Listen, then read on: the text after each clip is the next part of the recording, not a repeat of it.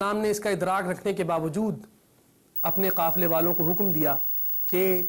ان کے سواروں کو اور ان کے جانوروں کو اتنا پانی پلاؤ کہ جانور تک پیاسے نہ رہیں۔ یہ حسن معاشرت کی ایک بہترین مثال تھی۔ آپ علیہ السلام کو اچھی طرح ادراک تھا کہ کس لیے یہ قافلہ اتنی تیزی سے آپ کے کنبے کی طرف آیا ہے، لیکن آپ نے حسن معاشرت کا دامن یہاں نہ چھوڑا اور تمام یزید کے قافلے کو اپنے چھاگلوں میں بھرے ہوئے پانی سے سیراب کیا اور ان کے جانوروں تک کو سیراب کر دیا۔ اس کے علاوہ جو ہم تیسری چیز دیکھتے ہیں جو اور ایک صفت ہے اس تمدنی اور اخلاقی، وہ ہے استقلال کی۔ امام حسین علیہ السلام جب بھی آپ نے انہی بڑے ادیان کے جتنے بھی پیروکار ہوتے ہیں سچے دین کے، وہ کسی بھی حالت میں اپنے اصول سے انحراف نہیں کرتے، تو امام حسین علیہ السلام نے اس کا سبق دیا، اس استقلال کا۔ جب راہ میں حر ساتھ ہو لیا تو اس نے جگہ جگہ بتایا کہ یا امام، میں اس بات سے خوفزدہ ہوں کہ آپ کہیں اپنے شاعر پہ عمل کرتے ہوئے قتل نہ کر دیے جائیں۔ تو امام علیہ السلام نے فرمایا کہ زیادہ سے زیادہ کیا ہوگا، اگر حق کی راہ میں موت بھی آ جائے تو کوئی مذائقہ نہیں۔ امام حسین علیہ السلام نے پورے واقعہ کربلا کے دوران کئی بار اپنا وہ مشہور شعر پڑھا جس میں وہ کہتے تھے کہ اگر میرے نانا کا دین میری جان قطع کیے بغیر نہیں بچ سکتا تو اے خون آشام تلواروں آؤ میرا جسم حاضر ہے۔ اس کے ساتھ ساتھ جو اور سبق ملتا ہے وہ ہے امن پسندی اور رواداری کا۔ امام حسین علیہ السلام نے کبھی یزید کے خلاف مدینے میں جب آپ علیہ السلام تھے کبھی یزید کے خلاف کوئی تقریر نہیں کی، کوئی خطوط نہیں لکھے، کہیں بیرون ممالک کوئی رابطے نہیں کیے،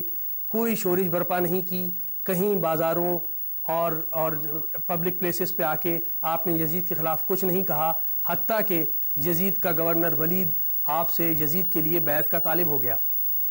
اس وقت بھی امام حسین علیہ السلام اتنے مضبوط تھے، آپ کے رفقا اور آپ کے احباب مدینے میں اتنے مضبوط تھے کہ ولید کی بہت کمزور سی حکومت کو جب چاہتے آپ گرا کے اس پہ قابض ہو جاتے اور پھر ایک بڑی فوج اکٹھا کر کے یزید پر لشکر کشی کرتے، مگر آپ نے ایسا نہ کیا، بلکہ آپ نے مدینے سے ہجرت فرمائی، مکے کی طرف رخ کیا۔ مکے آپ کا ارادہ حج کا تھا، لیکن جب دوران حج آپ کو علم ہوا کہ کچھ لوگ حاجیوں کے بھیس میں آپ کو قتل کرنے کے لیے مقرر کر دیے گئے ہیں، تو کعبے کی حرمت کا آپ نے پھر خیال کیا، اور بجائے یہ کہ آپ کعبے میں موجود حاجیوں کو اپنے ساتھ ملا لیتے اور کوئی جذبات کو برانگیختہ کرنے والی تقریر کرتے، آپ نے اپنے حج کو عمرے میں تبدیل کر دیا اور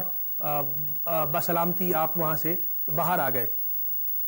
اس کے ساتھ ساتھ امام حسین علیہ السلام نے کوفے سے آنے والے تمام خطوط کے جواب میں یہی کہا، ہمیشہ یہی کہا کہ میں کتاب و سنت کی طرف تمہاری رہنمائی کرنے کے لیے آ رہا ہوں، نہ کہ یزید کے خلاف تلوار اٹھانے۔ یہ امام حسین علیہ السلام نے سبق دیا۔ اس کے ساتھ ساتھ ایک اور جو امن پسندی اور کا ایک آپ کا رویہ ملتا ہے وہ یہ کہ آپ کے قافلے کی حیت اور تیاری ہی یہ بتا رہی تھی کہ امام علیہ السلام کسی طرح بھی یزید کے خلاف خروج پہ تیار نہیں۔ ایک قافلہ ہے جس میں عورتیں ہیں، ایک قافلہ ہے جس میں بچے ہیں، جس میں بوڑھے ہیں، اور وہ امام حسین علیہ السلام اپنے ساتھ لے کر جا رہے ہیں کسی بھی امن عامہ کو خطرے میں ڈالنے سے بچانے کے لیے۔ یہ اسباق ہیں جو ہمیں کرب و بلا سے ملتے ہیں۔ کرب و بلا ہمیں نظریاتی اسباق بھی دیتا ہے، کرب و بلا ہمیں دین کی سربلندی کے اسباق بھی دیتی ہے، اور کرب و بلا ہمیں بتاتی ہے کہ اس نے کتنے اخلاقی اور تمدنی دیر پا اثرات جو قیامت تک رہیں گے کس طرح مرتب کیے۔ آخر میں اپنے اس سلام پہ اس پروگرام کا اختتام کروں گا کہ جو راہ حق ہے وہاں کائنات بعد میں ہے، جو راہ حق ہے وہاں کائنات بعد میں ہے، کہ موت پہلے ہے یہاں اور حیات بعد میں ہے۔ جو راہ حق ہے وہاں کائنات بعد میں ہے، کہ موت پہلے ہے یہاں اور حیات بعد میں ہے۔ اور گو وقت عصر ہے پر صبر ہو کہ اہل حرم،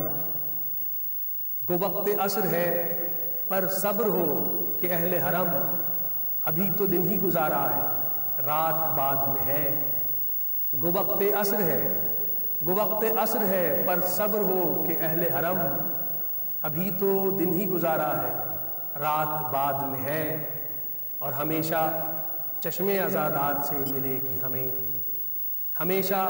چشم عزادار سے ملے گی ہمیں۔ حسین بولے برادر فرات بعد میں ہے، ہمیشہ چشم عزادار سے ملے گی ہمیں۔ حسین بولے برادر فرات بعد میں ہے، اور خدا کا دین ابو طالب نے کر دیا محفوظ، خدا کا دین ابو طالب نے کر دیا محفوظ، اب ان کے دین کی ایما کی بات بعد میں ہے۔ خدا کا دین